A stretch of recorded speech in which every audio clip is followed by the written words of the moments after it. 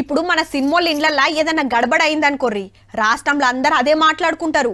ఇక హిందీ సినిమాల ఇండ్లలను సెంటర్ లెవెల్లో తోపు లీడర్ల ఇండ్లల్లో ఏదన్నా అయిందంటే దేశమంతా అటే చూస్తుంటది. అట్లనే దునియాల పేరు పోయినోళ్ళ గురించి సుతా దునియా దేశాలన్నీ గుసగుసలాడతాయి.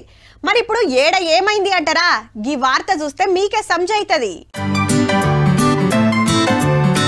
ప్రియమైన పెనిమిటి గారు, మీరు ఏరేటోళ్ళ సోపతి పట్టిండ్రు. ఇక మీతో ఉండలేను. మీకు నాకు ఇడాకులు ఇడాకులు ఇడాకులు.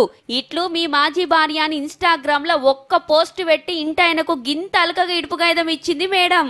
ఎవరనుకున్నారు? దుబాయ్ ప్రధానమంత్రి బిడ్డే యువరాణి షైకా మెహ్రా. ఎన్నేండ్లైతుందో పెండ్లై అనుకునేరు. నిరుడు మేలు లగ్గమైతే 2 నెలల కిందనే ఓ బిడ్డ ఇళ్లకు.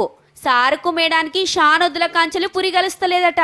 సూషి నిన్న ఇడుపు కాయిదాలు తీసుకుందన్నట్టు. హిడాకులిచ్చుడు గింత వీజినా అంటుర్రా? లెక్కకైతే ముస్లిం దేశాలల్లా 3 మాటల తలాక్ అని మొగోళ్ళు చెప్పే రూల్ ఉంది. ఆడోళ్ళు కులా అని ఇంకో పద్ధతిలో ఇడుపు కాయిదం తీసుకోవచ్చట. అప్పుడప్పుడు మహిళలు సుత ట్రిపుల్ తలాక్ చెప్పే కోపుందట. గా మాట నోటి నుంచి వచ్చిందంటే అయిపోయి పెండ్లి ఇచ్చుకపోయినట్టే.